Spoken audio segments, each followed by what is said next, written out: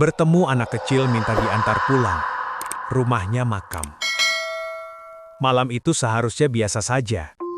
Aku pulang lembur sekitar pukul 11 malam. Jalan yang kulewati adalah jalan pintas di pinggir desa.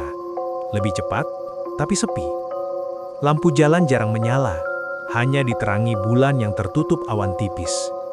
Saat motor melambat karena jalan berlubang, aku melihat seorang anak kecil berdiri sendirian di pinggir jalan. Usianya sekitar 7 atau 8 tahun. Bajunya lusuh, celananya pendek, dan ia tidak memakai alas kaki.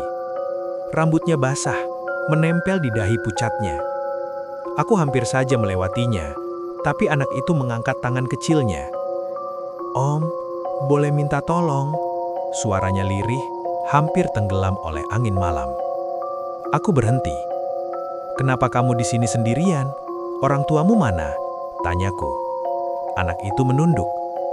"Aku mau pulang, tapi jalannya jauh." Entah kenapa rasa iba mengalahkan rasa takutku.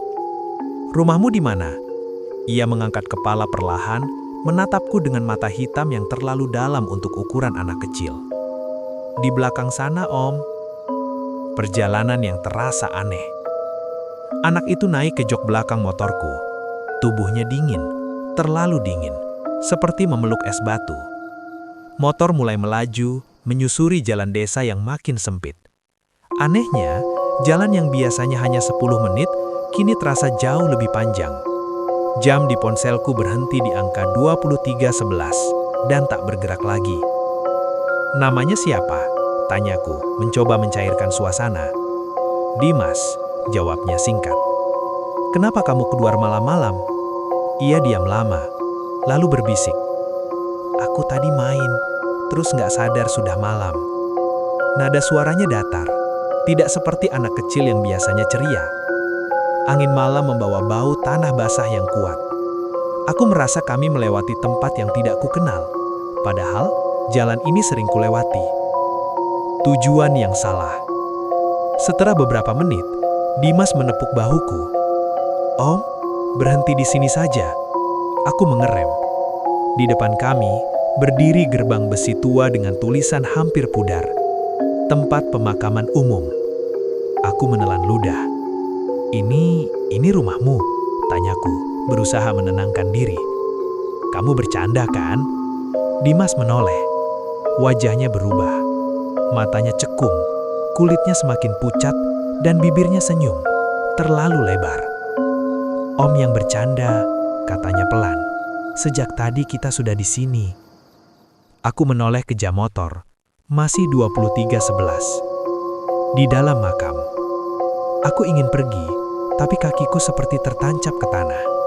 Gerbang makam terbuka sendiri dengan suara panjang berderik. Angin dingin keluar dari dalam, membawa bisikan-bisikan lirih. Dimas berjalan masuk, langkahnya ringan seperti melayang. "Om gak ikut?" tanyanya sambil menoleh. "Sudah dekat." Tanpa sadar kakiku melangkah mengikutinya. Kami melewati deretan nisan tua. Nama-nama di batu itu tertutup lumut. Beberapa foto nisan terlihat retak, namun salah satunya membuat jantungku berhenti. Foto seorang anak kecil. Wajahnya sama persis dengan Dimas. Tertulis di bawahnya, "Dimas Pratama, meninggal usia 7 tahun. Tanganku gemetar. Ini siapa?" Tanyaku bertaba-taba. Dimas berhenti di depan satu makam kecil. "Inilah rumahku, Om." Tanah makam itu tampak lebih gelap, masih basah. Kebenaran yang menghancurkan. "Aku tadi cuma main sebentar," katanya dengan nada polos. "Tapi Om lama sekali mengantarku." Aku mundur perlahan. Kamu sudah meninggal?" Suaraku nyaris tak keluar. Dimas mengangguk. "Aku nunggu dijemput. Ayah janji pulang malam itu, tapi aku keburu capek." Udara di sekitarku menjadi sangat dingin. Dari sudut mataku melihat bayangan anak-anak lain berdiri di antara makam, menatap kami dalam diam.